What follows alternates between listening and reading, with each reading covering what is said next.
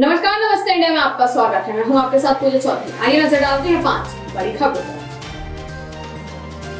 Corona virus की कम होती रफ्तार के बीच देश के कई हिस्सों में राहत मिलनी शुरू हो गई है। दिल्ली, उत्तर प्रदेश, महाराष्ट्र, राजस्थान समेत कई राज्य ऐसे हैं जहां कुछ हद तक छूट दी गई है और आज से ये अनलॉक की प्रक्रिया शुरू हो गई है। मार्केट और मॉल सुबह 10 से रात 8 बजे तक खुलेंगे। ये ऑड इवेंट के हिसाब से खुलेंगे। शराब की दुकानें भी ऑड इवेंट के हिसाब से ही खुल सकेंगी। वहीं महाराष्ट्र में 5 फेज में अनलॉक की प्रक्रिया शुरू हो गई है। रेस्टोरेंट, दुकानें, पब्लिक प्लेस आज से खुल पाएंगे। कोविड गाइडलाइंस का पालन करना जरूरी है। जरूरी क्षेत्र की दुकानें सातों दिन शाम 4 बजे तक खुलेंगी। गैर जरूरी दुकानें सिर्फ वीकली दिनों में शाम 4 बजे तक खुलेंगी। मॉल, थिएटर, मल्टीप्लेक्स को अभी बंद ही रखा जाएगा। रेस्टोरेंट सिर्फ 50% क्षमता के साथ खुलेंगे। पब्लिक प्लेस, पार्क सुबह 5 से 9 बजे तक खुला रहेगा। मुंबई के बेस्ट की बस सर्विस आज से शुरू होगी। मास्क लगाना जरूरी है। बस में जितनी सीट है उतने ही यात्री बैठ पाएंगे। लोकल ट्रेन में अभी कुछ जगह पर स्वास्थ्य कर्मियों और जरूरी सेवाओं से जुड़े लोगों को एंट्री है। पड़ोसी मुल्क पाकिस्तान में आज सुबह एक बड़ा रेल हादसा हो गया। सिंध के डहारकी इलाके में 2 ट्रेनें आपस में टकरा गई। हादसे में कई लोगों की मौत की आशंका है। शुरुआती जानकारी के मुताबिक अभी तक 30 लोगों की मौत की बात कही जा रही है। मिल्लत एक्सप्रेस और सर सैयद एक्सप्रेस में भिड़ंत में अभी मरने वालों की संख्या और बढ़ने की आशंका है, क्योंकि अभी भी कई लोग बोगियों में फंसे हुए। हादसा घोटी के पास हुआ है। एक रिपोर्ट के मुताबिक मिल्लत एक्सप्रेस की बोगियां अनियंत्रित होकर दूसरी ट्रैक पर जा गिरी और सामने से आ रही सर सैयद एक्सप्रेस उससे टकरा गई। इस कारण मिल्लत एक्सप्रेस की 8 और सर सैयद एक्सप्रेस की इंजन समेत 4 बोगियों ट्रैक में उतर गई। इस हादसे में अब तक 30 के मारे जाने की खबर है, जबकि 40 से 50 लोग घायल बताए जा रहे हैं।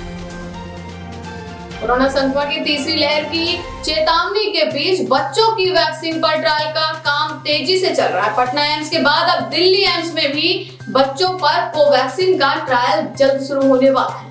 सूत्रों के मुताबिक आज से दिल्ली एम्स में बच्चों की स्क्रीनिंग शुरू होगी और फिट पाए जाने पर ही बच्चों को ट्रायल में शामिल किया जाएगा। स्क्रीनिंग के दौरान बच्चों का RT-PCR और एंटीबॉडी टेस्ट किया जाएगा। इसके बाद ही उनको ट्रायल में शामिल किया जाएगा। अगर किसी बच्चे में एंटीबॉडी मिलती है या फिर कोविड पॉजिटिव आता है तो उसे ट्रायल में शामिल नहीं किया जाएगा। यह ट्रायल अभी 12 से 18 साल की उम्र के बच्चों पर हो रहा है, लेकिन भारत बायोटेक का कहना है कि ट्रायल में सबसे कम उम्र का बच्चा 2 साल का होगा।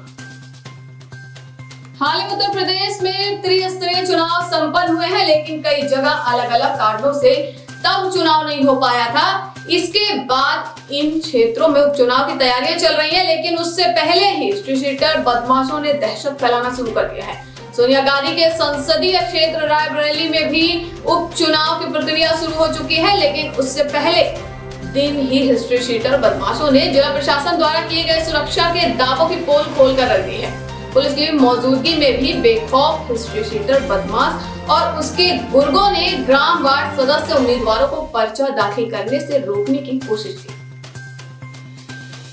बॉलीवुड के दिग्गज एक्टर दिलीप कुमार को रविवार सुबह सांस लेने में दिक्कत होने की वजह से मुंबई के खार स्थित हिंदुजा अस्पताल में भर्ती कराया गया। हालांकि अब उनकी हालत में सुधार है। डॉक्टर्स का कहना है कि 2-3 दिन में उन्हें अस्पताल से छुट्टी मिल जाएगी, लेकिन इस बीच उनके निधन की खबरें सोशल मीडिया पर घूमने लगी हैं। इस पर उनकी पत्नी और एक्ट्रेस सायरा बानो प्रतिक्रिया दिया है।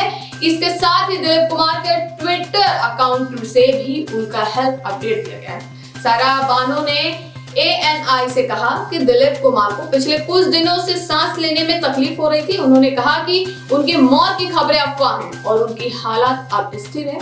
उन्होंने दिलीप कुमार के आधिकारिक ट्विटर से भी बयान जारी किया है। तो ये थी आज की हमारी 5 बड़ी खबरें। इसी प्रकार की खबरों में बने रहने के लिए देखते रहिए अच्छा न्यूज़।